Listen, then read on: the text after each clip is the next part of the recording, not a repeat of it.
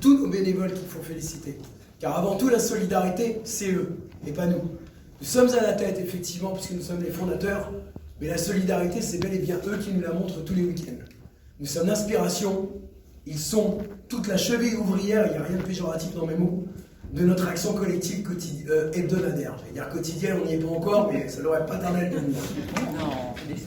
Écoles, centres de loisirs, entreprises, élus, institutions, hôpitaux, et pourquoi pas prison.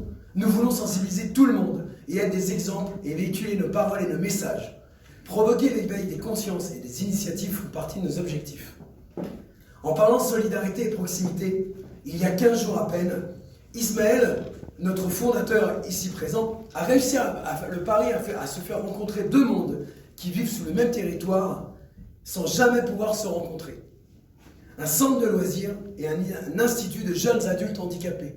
Vous allez me dire, pourtant, ce sont des enfants et des ados. Mais non, jamais ils n'avaient réussi sur les années précédentes à se rencontrer et à œuvrer ensemble. Ismaël a tout fait pour et a réussi à faire ce, entre guillemets, miracle, mais c'est pas un miracle, c'est marcheur-cueilleur. Quand la mixité, la solidarité et la proximité se mettent au service de la sensibilisation à l'environnement, c'est aussi l'un de nos objectifs. En ce qui concerne le prix, la somme gagnée va nous permettre surtout de nous professionnaliser en termes de communication. Site internet pro, plaquettes numériques à diffuser, gabarit PowerPoint pour toutes nos interventions publiques ou encore charte graphique. La réussite de notre projet passe aussi par là et il nous en manquait grandement. On parlait tout à l'heure de communication, c'était peut-être le petit maillon faible, c'est qu'on n'avait pas encore tous les outils nécessaires pour être diffusé plus largement. Mais je voulais quand même aussi remercier, un grand merci pour ce prix, un grand merci à la Fondation Feuillade, à Tristan et aux membres de cette fondation qui nous ont accompagnés ce fameux samedi 13 juillet, on s'en rappelle bien, il faisait très chaud, on a bien rigolé. Un grand merci à l'Institut de France pour son accueil et bien sûr pour tout ce qu'elle met en place. Un grand merci à Sibi et Tristan qui, comme je vous l'avais dit, a beaucoup œuvré après contact en premier avec nous, et à Sibi qui est devenue notre marraine depuis, et qui a au téléphone déjà, dans nos longs échanges, été une marraine déjà très active. C'est vrai qu'en venant chercher ce prix, j'ai ressenti de la fierté.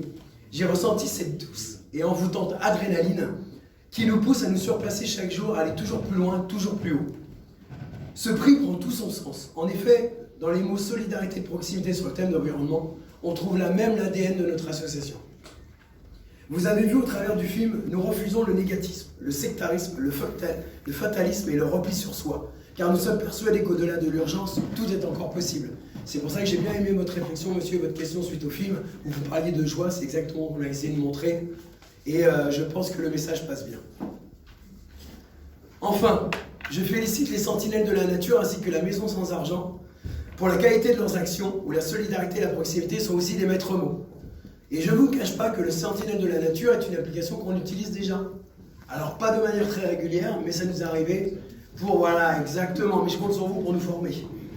En conclusion, en vous voyant tous et en pensant à tous ceux qui n'ont pas pu être là ce soir, je finirai bien sûr par le slogan de notre association, seul on va vite, mais ensemble on va plus loin. Merci à vous tous et bonne soirée.